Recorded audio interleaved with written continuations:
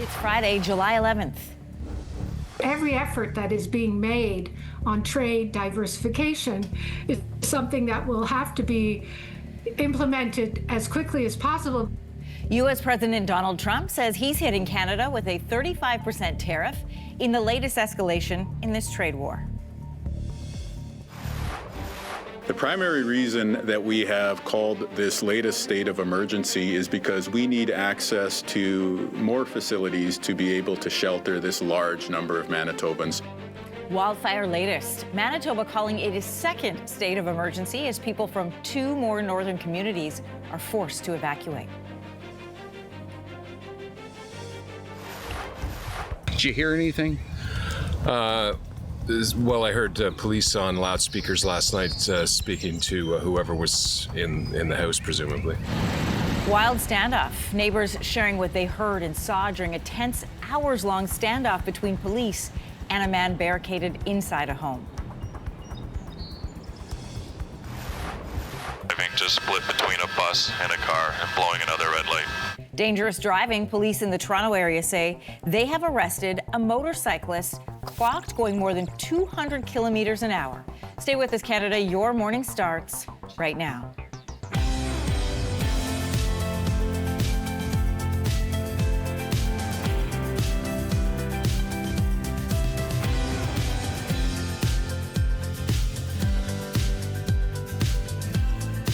Good morning, Canada. Welcome to Your Morning. I'm Anne-Marie Mediwake. Good morning, everybody. I'm Lindsey Deluce. I'm Kelsey McEwen, and somehow we made it to Friday. So does it feel like that kind of week? Yes. I think because last week was that weird week with the Tuesday holiday. Yes. So the that's week, right. It felt like a weird. really little week, and then slightly longer week. So this week has felt like a marathon. So congratulations, you made it Friday. I know. Can you believe it? It's Brooklyn's birthday tomorrow.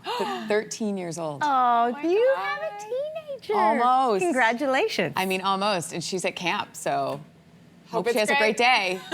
She will. She'll be have with the all her best. friends. She's on trip right now. She's Yeah. on that 2-week trip, canoe trip. So yeah, that's the best way to wake up on your 13th birthday. She's gonna remember that one. Okay, let's talk about what happened overnight.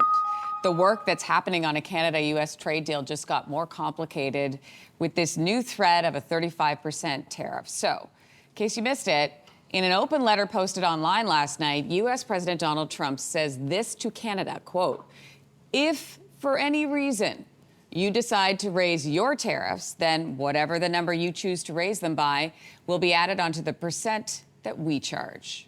Prime Minister Mark Carney then put out his own post saying this, quote, "The Canadian government has steadfastly defended our workers and businesses. We will continue to do so as we work towards the revised deadline of August the 1st. You heard that right. Revised deadline of August the 1st. Now, before this new threat, there was optimism from Ottawa about getting a deal done by its self-imposed deadline of July 21st.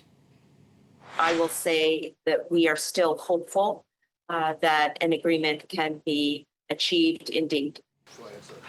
So the letter from President Trump lines Canada up with U.S. trade partners, other countries, in facing that August 1st tariff deadline. That's also the date a 50% U.S. copper tariff is expected to take effect. So lots going on. The head of the Union for Canadian Government Workers says the Prime Minister's target of $25 billion of savings is a, quote, very surprising number. I'm really concerned that, it's not going to be just looking to find people through attrition. It's really going to cut deeply, and I think it really truly will affect service to Canadians. Sean O'Reilly says he's worried about cuts to jobs in Canada's meteorological service or to food inspection services.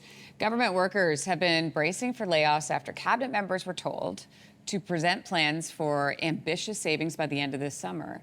Prime Minister Mark Carney says he's aiming to spend less, invest more, which is something he pledged during the federal election campaign. For the second time this year, Manitoba has declared a state of emergency because of fire. I really want to encourage us to work together the way that we did earlier in this wildfire season. This is a wildfire season that's setting records in all the wrong ways, but Manitobans are responding in all the right ones. Manitoba Premier Wab Kinew declaring the state of emergency just after 12 p.m. yesterday. Snow Lake and Garden Hill First Nation are the 2 latest communities to announce mandatory evacuation orders. Unbelievable when you look at these pictures, isn't it? Evacuees are being told you need to head to Winnipeg. 6,000 people fled to safety on Thursday, which brings the number of evacuees in Manitoba to 12,600 people. Officials say this has been the worst wildfire season in Manitoba in the last 30 years.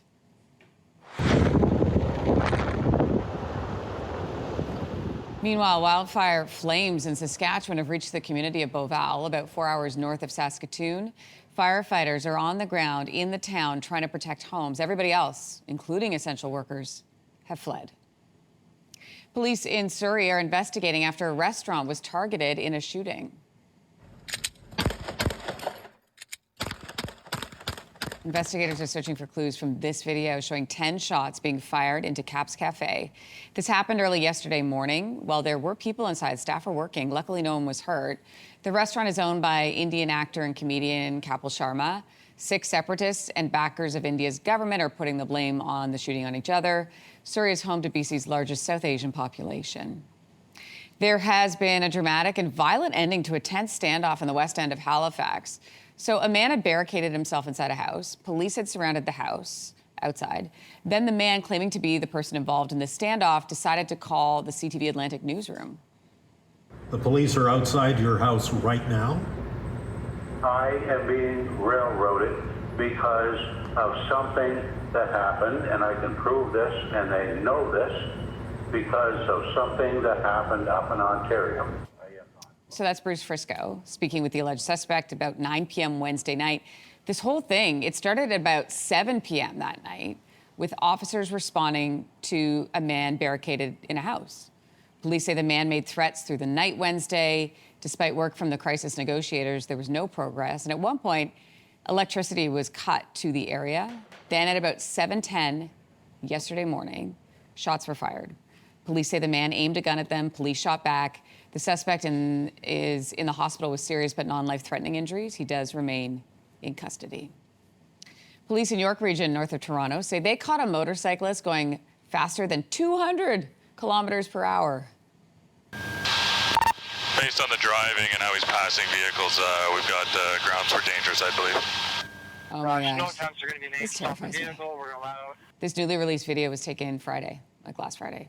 Police say the motorcycle was speeding on Highway 404 before ending up in Mississauga. That's where the driver is said to have ditched the bike in a garage, then called a rideshare to get away. He was eventually arrested. He's now facing charges of dangerous operation of a vehicle, stunt driving, and driving without insurance. A romantic message in a bottle thrown from the cliffs of an island in Newfoundland 13 years ago has been found in Ireland. Love this. Even better, there's the couple who threw the message in a bottle. They're still in love. That's Brad and Anita Squires. They had been dating for a year when they decided to cast a message out to sea from Bell Island in September of 2012. Anita wrote this. This was the message. Quote, "Today we enjoyed dinner, this bottle of wine, and each other on the edge of the island." And then they shoved the note into the wine bottle, tossed it into Conception Bay. And then Kate and John Gay found it earlier this week, 3,000 kilometers away along Ireland's southwest coast. They posted it on Facebook, and then boom, Brad and Anita saw the note somehow. By the way, Brad and Anita, married with 3 children.